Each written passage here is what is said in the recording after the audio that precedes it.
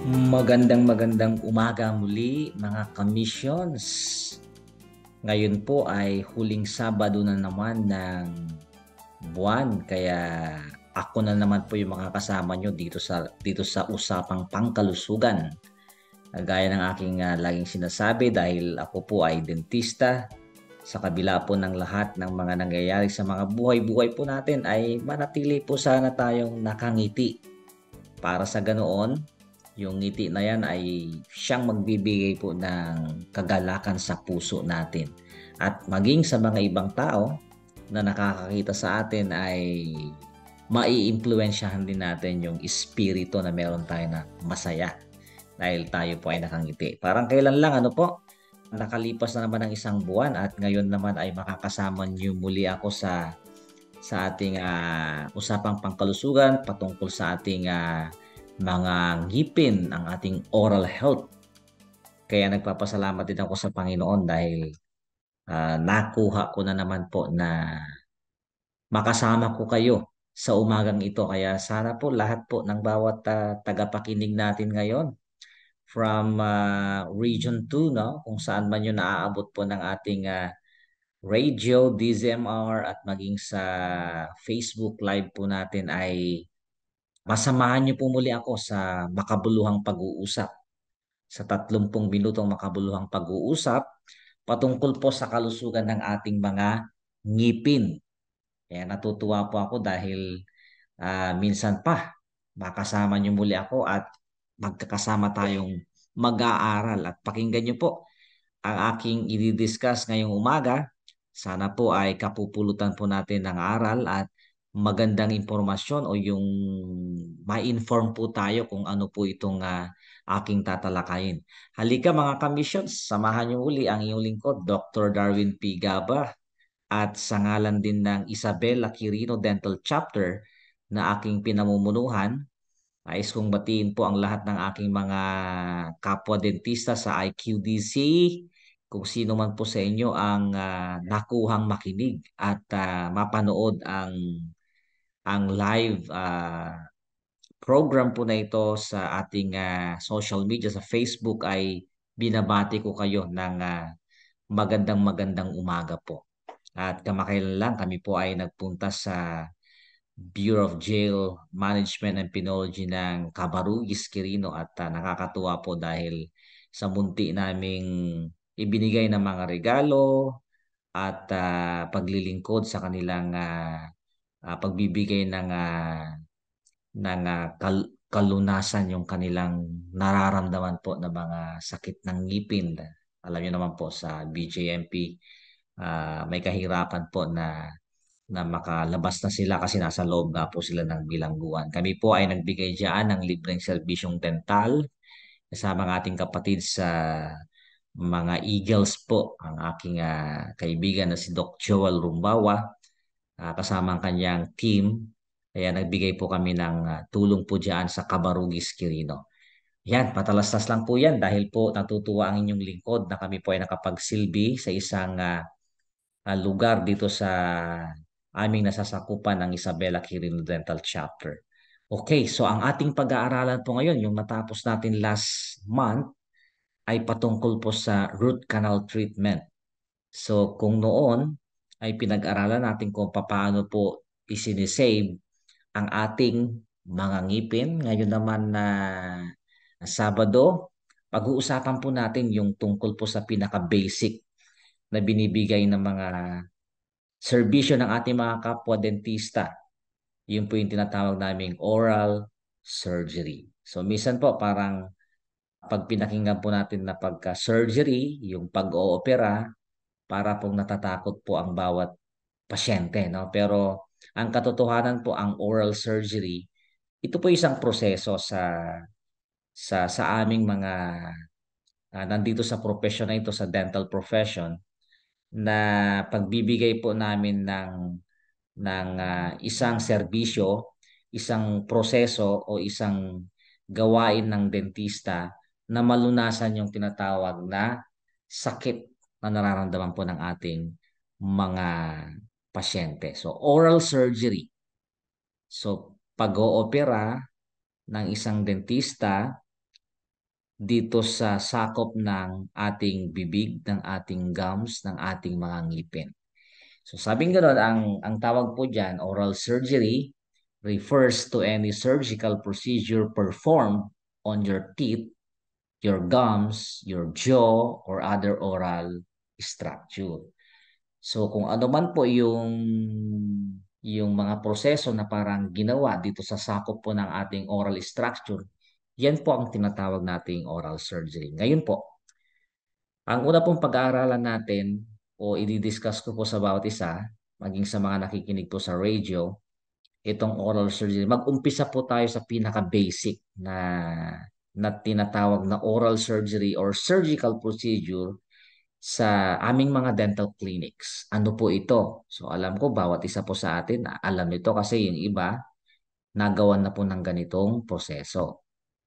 Yan, yung tooth extraction.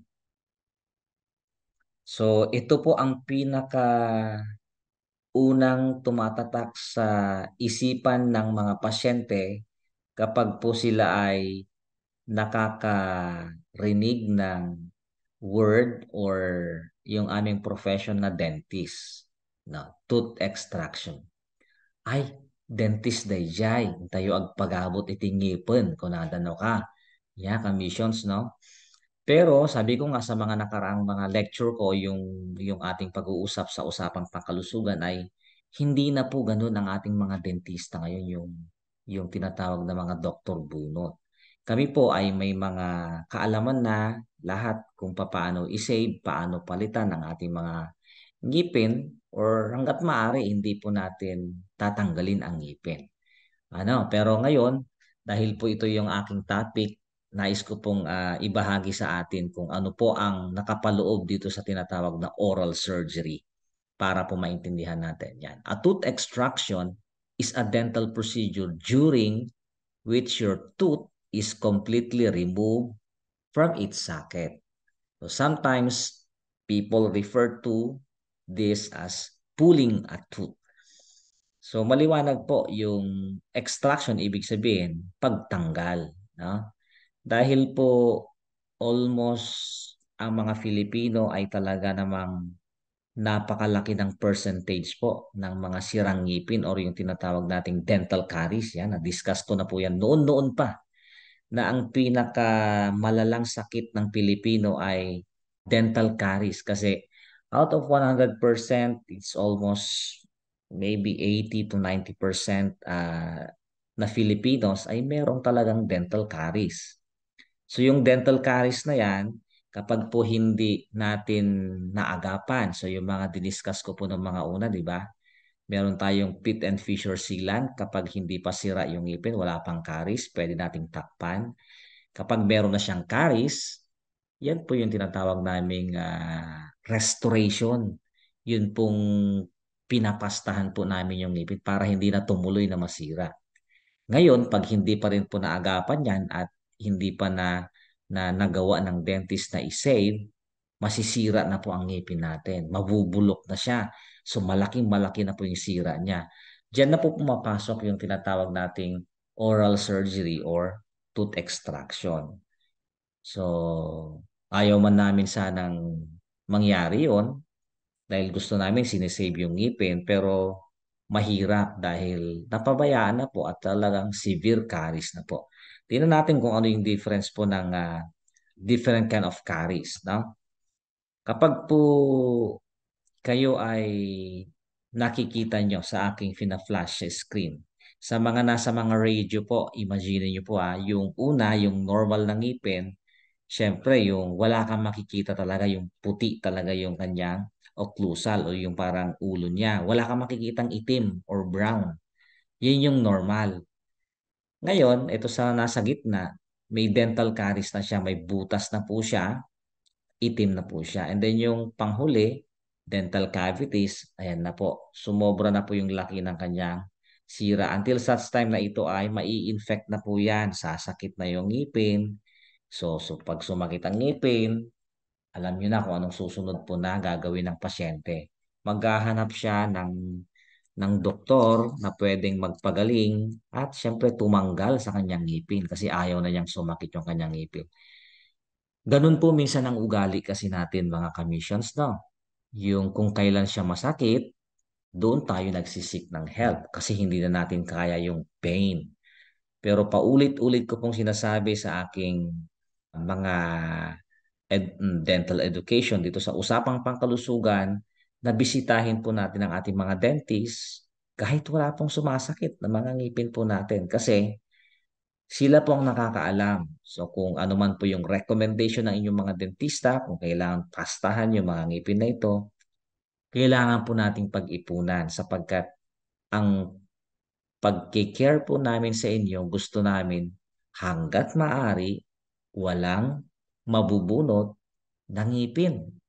Kasi nandiyan po yung balanse ng ating jaw. Ha? Sa susunod na mga discussion natin, mas malalim po yung usapan natin tungkol sa mga problemang iba pa na nag-a-arise. No?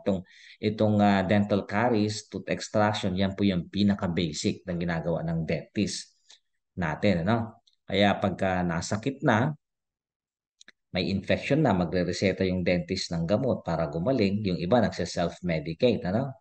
Dahil wala sigurong pangpabunot ng ngipin. Alam niyo po, may mga option naman po tayo mga commissions, no? Kapag po talagang kailangan yung ipatanggal, magpa-check sa dentist, may mga government agencies po tayo na pwede yung lapitan ang ating mga government dentist. And for them, syempre hindi kayo masyadong mamahalan dahil sila nga po ay nasa government. Ano? So, yan yung mga option natin na kailangan nating napuntahan para po yung ngipin natin ma-warningan tayo kung talagang ito ay hindi na pwede. So, kapag ganun lang sinabi ng dentist, pwede pa. So, pag-iipunan para sa ganun po magkaroon po tayo ng magandang health sa ating oral health, ano? Minsan po nakakalungkot kasi may mga pasyente kami na ang mga cellphone nila ay talagang mamahal. Ano? Pero pagka sinabi namin na, oh, kailangan pastahan yung ngipin. Magkano ba doktor ang pasta? Ganito, ganyan, ganyan. Manghihinayang sa gagamitin na pera kasi syempre medyo malaki din ang gagastusin. Pero imagine po natin, ito po ay para sa ating kalusugan. Kung meron tayong isang investment, ito po moral lesson.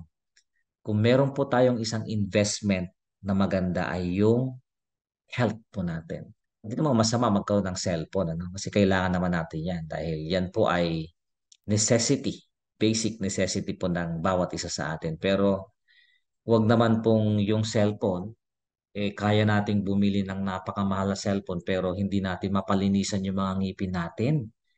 Kasi health po ito ng ating sarili. Regalo na po natin sa sarili natin yan. Kung kaya nating regaluhan ng ating sarili ng mamahaling mga gadget, ilaanan po natin ng ng budget yung ating health, especially yung oral health po natin kasi napakasarap pong kumain, napakasarap ngumiti, napakasarap po ng pakiramdam na wala tayong iniindang sakit sa ating ngipin.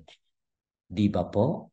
Ray Joshua, no? Yung nakaranas po ng aming pagsusurgery na sobrang sakit. So, hindi na niya ma-enjoy yung kanyang buhay kasi sobrang sakit. Ganun po ang epekto po pagka tayo po ay nagkaroon ng mga pain, lalong-lalo sa ating mga ngipin. So, take note bigyan po natin ng investment ang ating kalusugan sa ating mga ngipin. Kung meron naman po talaga tayong pwedeng gamitin, ilaanan po natin ang ating mga health, ang ating oral health.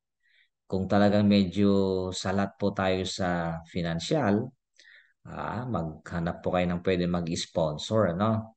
Para po makalibre or talagang pag-iipunan po natin kasi importante nga po yan. So pag ganyan na po, dumating na po yung ganyang sitwasyon ng ating mga ngipin, wala na pong choice minsan yung dentist.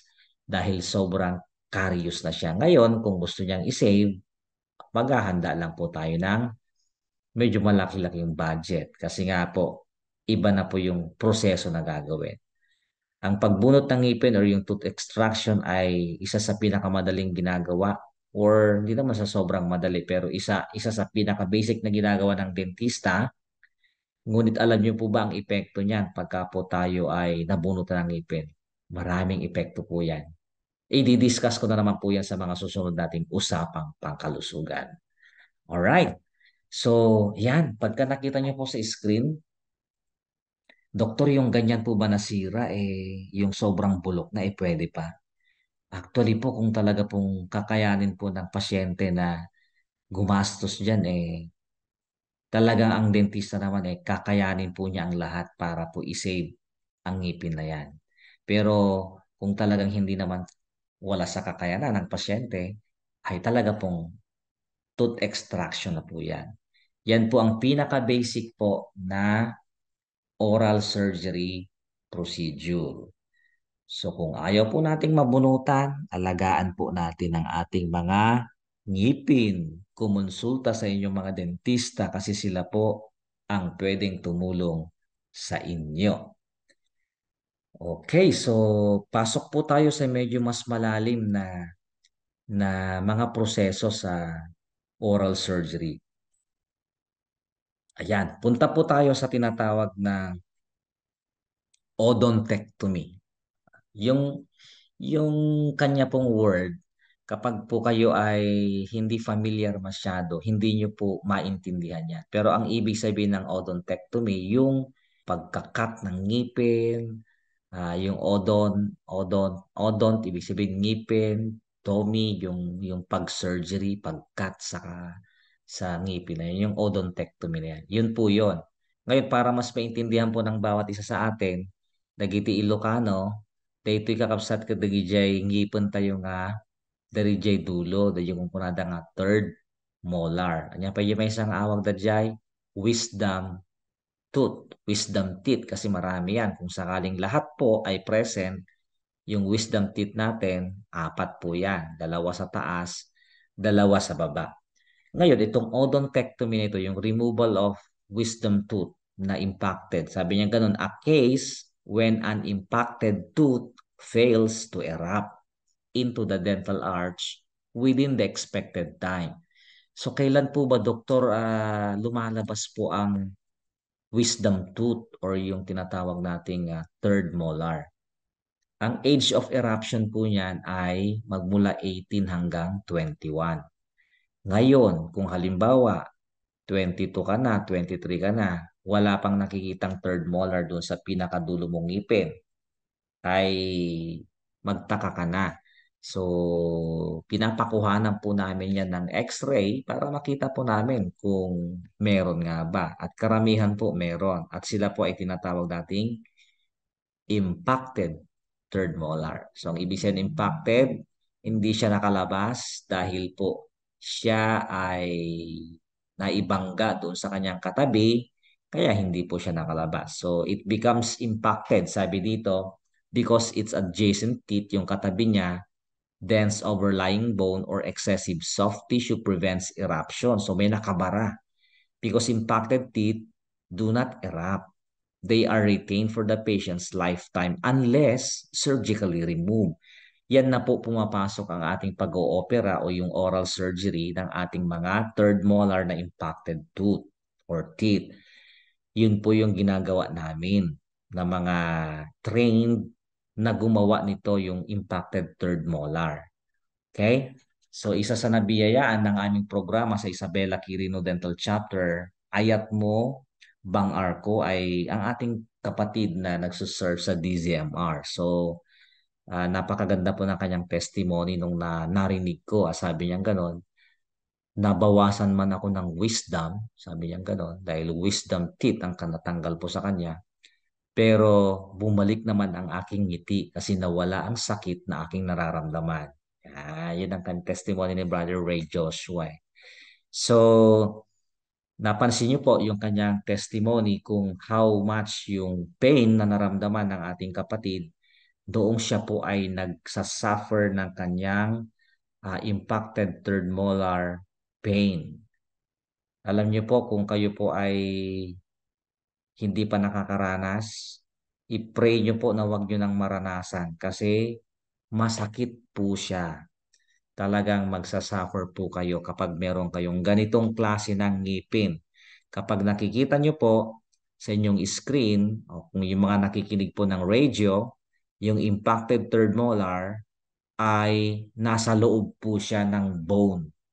Doon sa tabi ng second molar, yung dulo na ngipin na permanent, kapag hindi naka-erupt yung third, nasa baba po siya. Parang sa x-ray na ito, nasa baba po siya. Minsan po yung mga ito ay hindi po sila sumasakit agad-agad.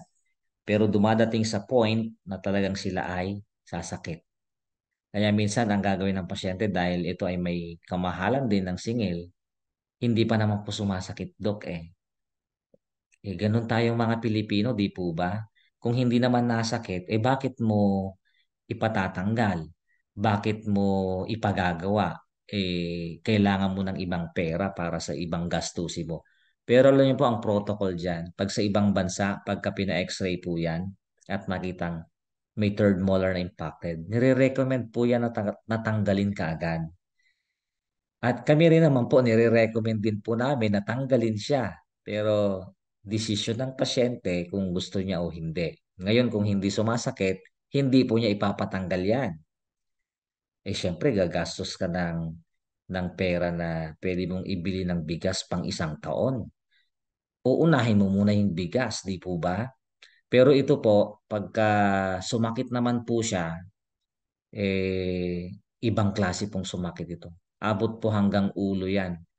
Tapos syempre, pagka sumakit na yung ulo mo, lahat na po ng katawan mo magsasuffer po. So, ganun po katindi ang third molar or impacted tooth na sumakit.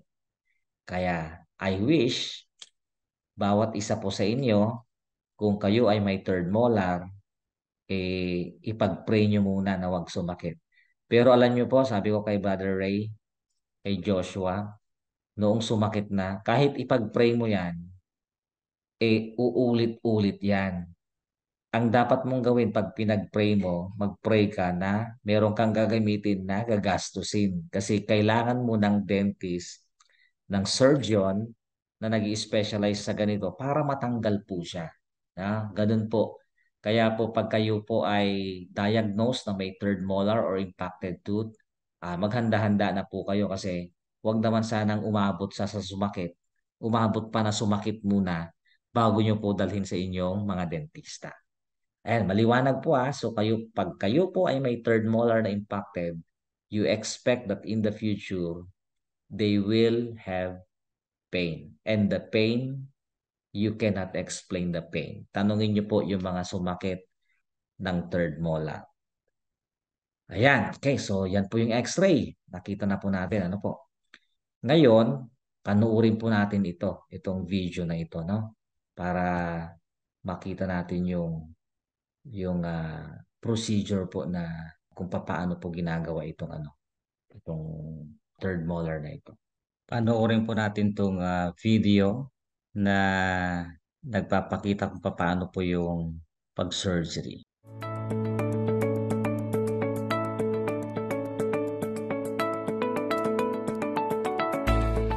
Wisdom teeth are the last teeth to develop and appear in the mouth. They usually erupt between the ages of 17 and 25. Impacted wisdom teeth are unable to erupt into the mouth, either due to lack of space or their position. An impacted wisdom tooth may be painful and can contribute to problems such as infection, damage to neighboring teeth, tooth decay, periodontal disease, bone loss and losing teeth. And more serious problems like cyst formation requiring more surgery could occur. Pain-free does not mean disease-free.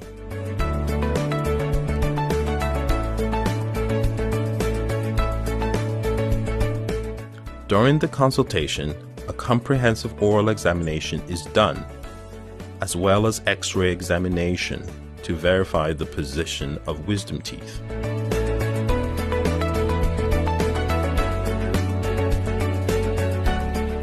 The removal of wisdom teeth is usually an in-office procedure, done with intravenous sedation. With a scalpel blade, an incision is made in the gum margin around the second molar tooth. This is continued behind tangentially, and the gum tissue spilled off or retracted to expose the underlying jawbone. The wisdom tooth is then uncovered using a burr and a surgical mortar. The wisdom tooth is sometimes split in half, with the burr to enable easier retrieval with an instrument called an elevator. The bony crypt that housed the wisdom tooth is then cleaned with saline water, and the gum flap is laid back and sutures are used to hold this in place. After surgery, you will be given written and verbal instructions. Please follow them carefully.